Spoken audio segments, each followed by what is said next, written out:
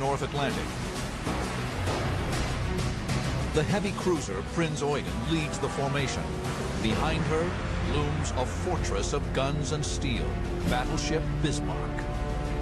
Bismarck, the largest warship afloat, is on her maiden voyage, a top-secret mission, codenamed Exercise Rhine.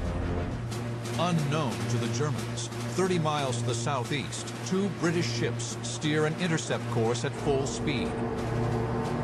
The battleship Prince of Wales and the pride of the British Navy, HMS Hood.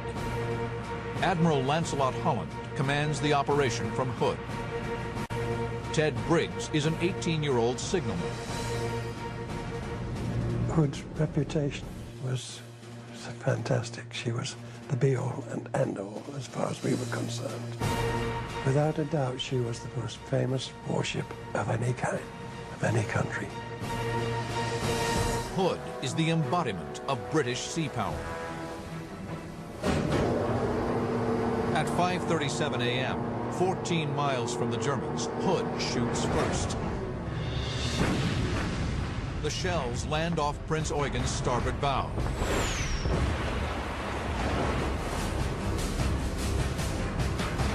A salvo from Prince of Wales quickly follows.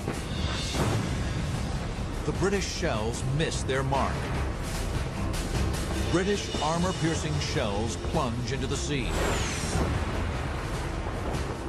Huge columns of water erupt around the German ships, but Admiral Lutyens holds his fire.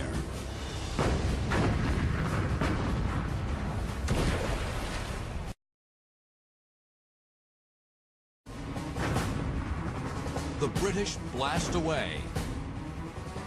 Shells scream over the German ships at almost 2,000 miles per hour.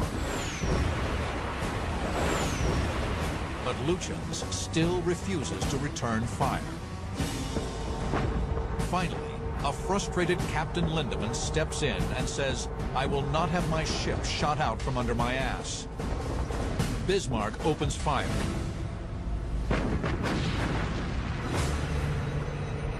Lethal one-ton shells tear toward Hood. Now, on May 24th, 1941, Hood and Bismarck open fire.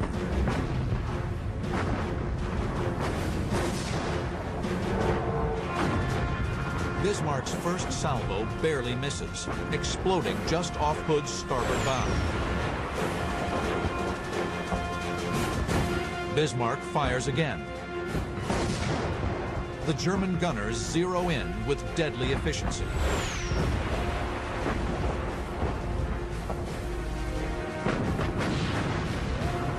The pride of the Royal Navy is squarely in their sights.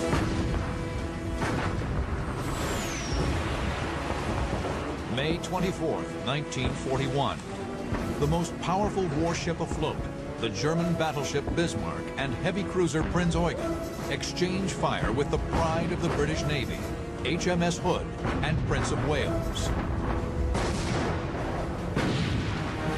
Just 4 minutes into the battle,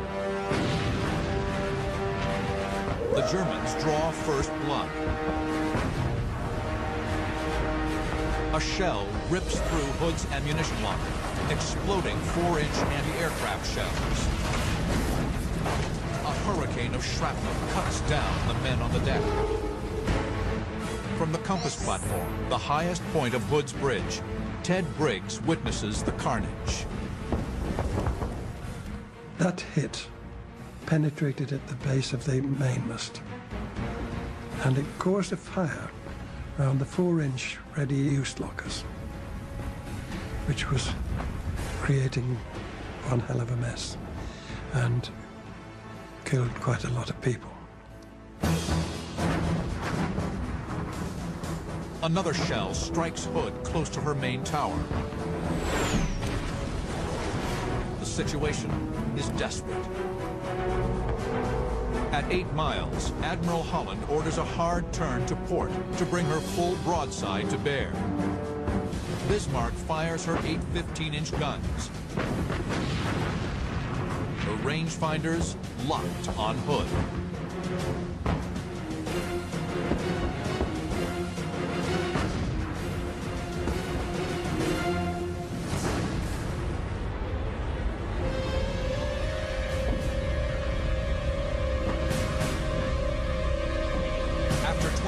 seconds in flight, a single 1,700-pound armor-piercing shell plunges through hood. Dead center. The armor-piercing shell penetrates deep into the bowels of the ship. The powder in a main magazine ignites. British crewmen on Prince of Wales watch in muted horror as a geyser of flames spews from Hood's ruptured deck. Then, a huge explosion buckles the hull, twisting and shearing the mighty ship in half.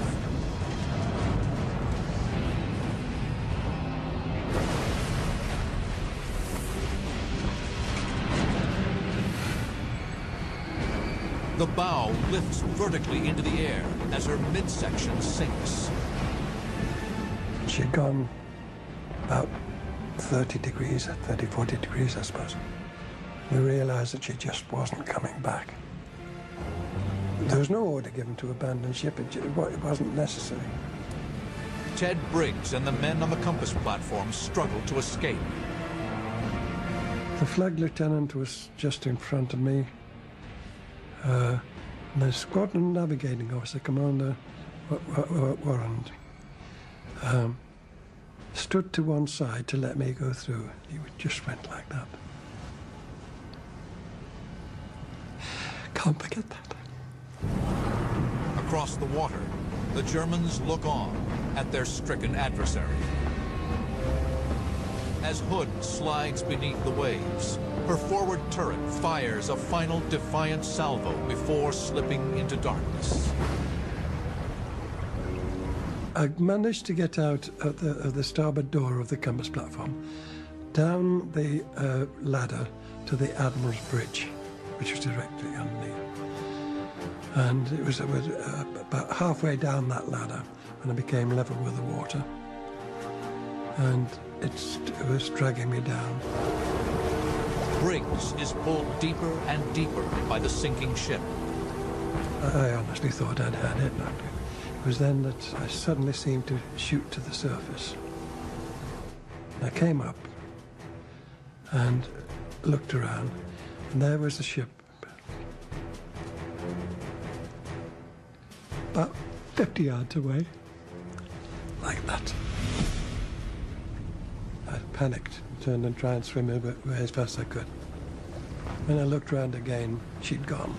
And there was a fire on the water where she'd been. There were only 3 of us that came to the surface. Of the other 1,418 were lost. Bismarck now turns her attention to Prince of Wales. Prince of Wales wields plenty of firepower, 10 14-inch guns, but 8 of her guns are housed in complex new quadruple turrets that are untested and malfunctioning. Prince of Wales Captain John Leach orders a hard turn to starboard to avoid Hood's wreckage. Bismarck and Prince Eugen train her guns on the lone British ship. The German strategy is simple. Put shells on the target. Bismarck and Prince Eugen rapid fire their main and secondary armament. But the withering German assault is too much for the battered battleship. She suffers 7 devastating hits. 14 men are dead, and her guns are jammed. After firing 23 salvos, Prince of Wales makes smoke and retreats to the southeast. Admiral Lutyens, aboard Bismarck, chooses not to follow. She's suffered 3 damaging hits from Prince of Wales.